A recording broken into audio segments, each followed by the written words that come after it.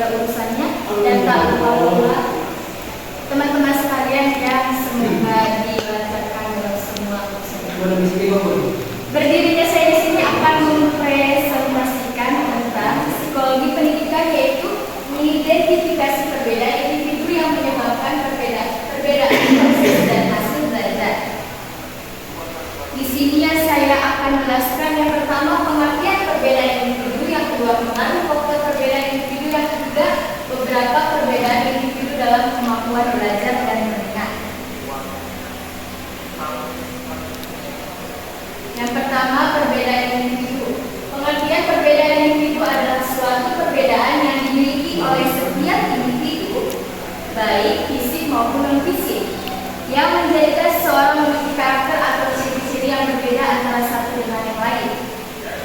Jadi pengertian perbedaan individu di sini, setiap orang atau individu, setiap manusia itu mempunyai perbedaan masing-masing, maupun fisik. Misalkan kalau fisik, ya yang satu cantik, ada yang cantik, ada yang ganteng, ada yang jelek, ada yang mancung, ada yang bersih, semuanya ya. Nah, terus kalau non-fisik itu dia yang pintar, kan ada juga yang bukan pintar, ibaratnya ya kurang lah ya. Terus faktor-faktor yang menyebabkan perbedaan individu ada dua. Yang pertama, faktor keturunan, yaitu hereditas.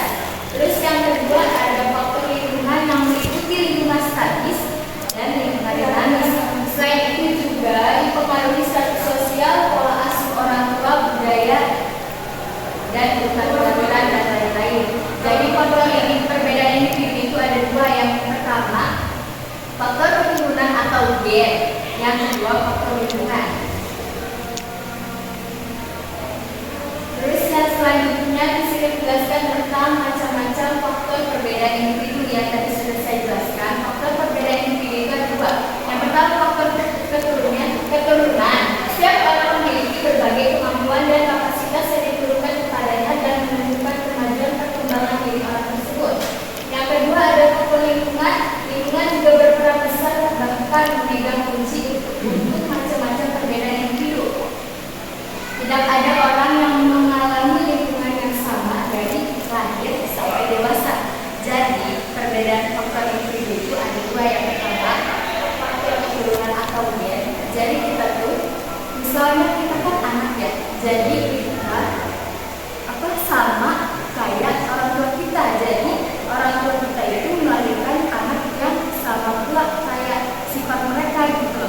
Terus yang kedua ada lingkungan. Lingkungan juga berpengaruh dengan anak. Jadi lingkungan yang baik pasti menghasilkan anak yang baik. Kalau lingkungan buruk pasti anaknya juga ikutan buruk.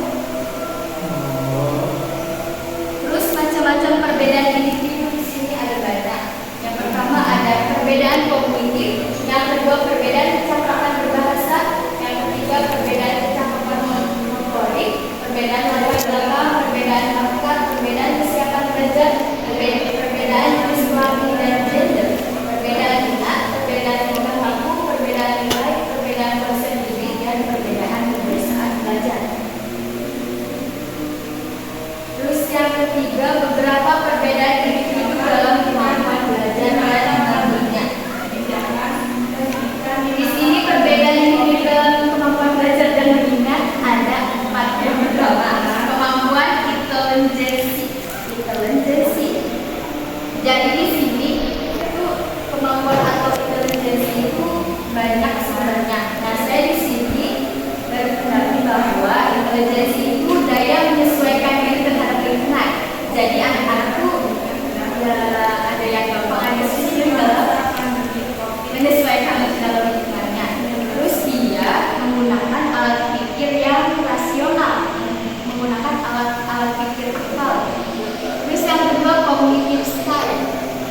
Cognitive style itu gaya berpikir atau kemampuan berpikir penalaran. Jadi anak diasah untuk berpikir secara aktif. Terus gaya belajar dari anak yang berbeda-beda dan memory ability atau kemampuan mengingat. Setiap anak pasti mempunyai kemampuan mengingat yang macam-macam kan. Terakhir, simpulan. Perbedaan